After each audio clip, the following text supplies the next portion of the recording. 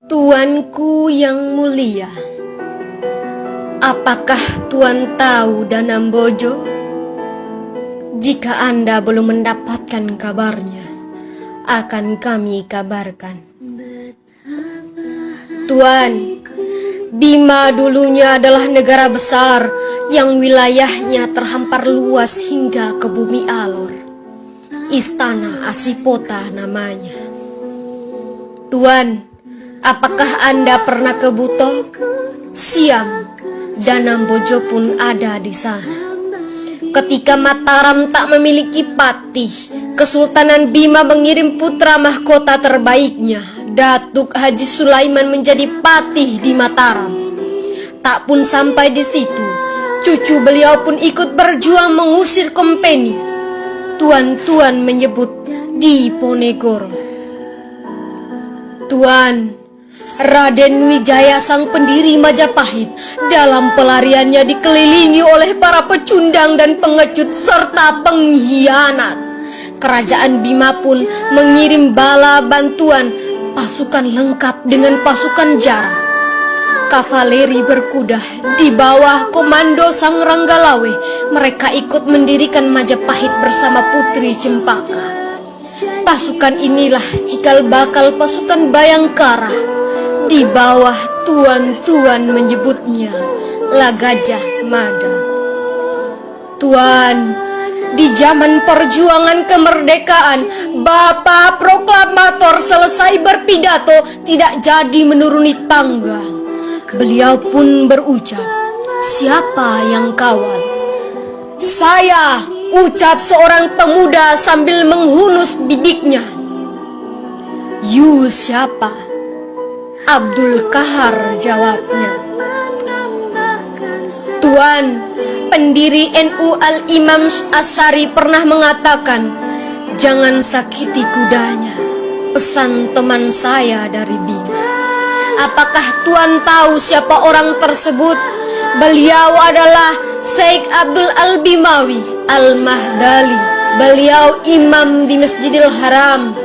Jika Anda membaca sejarah pendiri Muhammadiyah, Nahdlatul Ulama, Nahdlatul Watan, Imam Nawawi Al-Bantani, Pagar Ruyun, ada nama beliau di antara orang mulia tersebut. Al-Fatihah untuk mereka semua. Tuan, Kesultanan Bima sangat kaya. Saking kayanya bahkan sebuah pulau dijadikan mahar perkawinan. Laki-laki gagah ini tampil bertempur di benteng Somba Opu Ambela. Ambela Malembasi. Ya, Lambila Abil Khair Sirajuddin, ipar dari Muhammad Al-Bakir Al-Sultanu Hasanuddin Malembasi. Tuan-tuan menyebutnya negeri Manggarai. Tuan, geografis Bima sangatlah luas. Saking luasnya, saat arus surut orang-orang Sape dan Bajo meluncur dari Ngisanae, Rinca, Kelor, Kukusan, Komodo. Wilayah itu adalah Bima, Tuan, atas kesepakatan dengan Menteri Indonesia Timur dimasukkan ke NTT. Tuan, seorang laki-laki flamboyan 2 kali datang ke Bima meminta ada Bima masuk ke dalam Republik Indonesia, dijanjikan menjadi daerah istimewa didaulat oleh Sultan Muhammad Salahuddin. Langsung dibacakan di depan istananya. Paduka yang mulia, rindu yang meluas ini bukan sekarang timbulnya. Akan tetapi, sejak ledakan proklamasi kemerdekaan tanggal 17 Agustus 1945, pada saat ketika mana terbayanglah di muka kami, rakyat di sini, wajah bapak-bapak pemimpin kita, Bung Karno Hatta, yang sedang memproklamirkan kemerdekaan Indonesia.